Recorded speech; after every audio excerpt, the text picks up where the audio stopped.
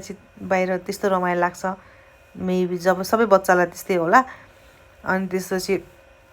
आनन्दले एकछिन शीतल हावा ताप्यौँ आमा छोरी भएर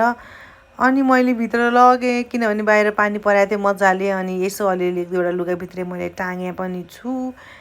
सुकाउनु त पर्यो बाहिर पानी पर्यो भने पनि भनेर अनि त्यसपछि एकछिन क्यामेरामा हेरेर बसिरहेको छ उहाँ ऐना हेरेर बसिरहेको छ छोरी इन्जोय गरिरहेको छ ऐनामा हेरेर के बोल्या होला मम्मीले भनेर के भन्या होला भनेर उसले सोचिरहेको छ है अनि त्यसपछि निद्रा पनि लागिसके कतिर सुत्नु पनि छैन सुते पनि उठिहाल्नु छ अनि त निद्रा लागिहाल्छ मैले चाहिँ नानु सुतौँ अब भनिरहेको छु उसले हाई हाई गरिरहेको छ ऊ चाहिँ सुत्न मानिरहेकै छैन नाइ अहिले मलाई नुनु आएको छैन भर्खर नुनु गएको भनिरहेछ अनि त्यहाँ हेर्नु न फेरि खेलिरहेछ उहाँ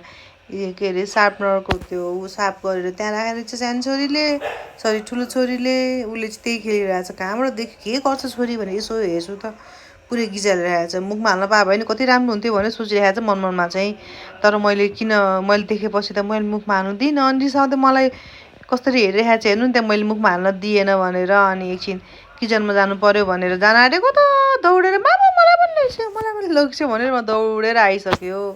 अनि फेरि मैले उसलाई पनि किचनमा लगेँ अनि फेरि उसलाई किचनमा गयो भने कति रमाइलो लाग्छ उसको त्यतिखेर खानेकुरा खाने टाइम भइसकेको थियो नि त अनि उसलाई मैले बनाना त्यहाँनिर रेडी गर्दै थिएँ ऊ चाहिँ चम्चा खाइरहेको छ फेरि चम्चै भए पनि खाँदै गर्छु मलाई भोक लागिसक्यो भनेर होला नि त अनि उहाँ झ्यालमा पुसिआएर चाहिँ फेरि बाबा त्यो खाट कसरी चढेर गएको हो मामा छिटो खुवाइदियोस् भोक लाग्यो भनेर उहाँ ल्याङ ल्याङ ल्याङ गर्दै थियो अनि खिलाइदिएँ मैले अनि यताउति अलिअलि भाँडाकुँडा पनि सफा गर्नु पऱ्यो नि त कहिले कहिलेलाई भनेर भाँडाकुँडा सफा गरेँ अनि उसलाई फेरि पपाया पनि खानु पऱ्यो अरे मैले खाइरहेको थिएँ उसलाई पनि खानु पऱ्यो भनेर मैले उसलाई पनि मेवा खिलाउँदैछु अनि मेरो घुँडा खाइसक्यो उहाँ छिटो छिटो खुवाइस्यो भनेर मेरो अनि मैले मनी प्लान्ट यसो हेरेको त ड्राई भइरहेको रहेछ अनि त्यहाँ पनि मजाले पानी हालिदिएँ अनि एकछिन खेलाउनु पऱ्यो छोरीलाई भनेर खेलाएको त उहाँ भित्तामा त्यो पिनवाला के देखेछ अनि उसलाई त्यो ननिकालिकन उसलाई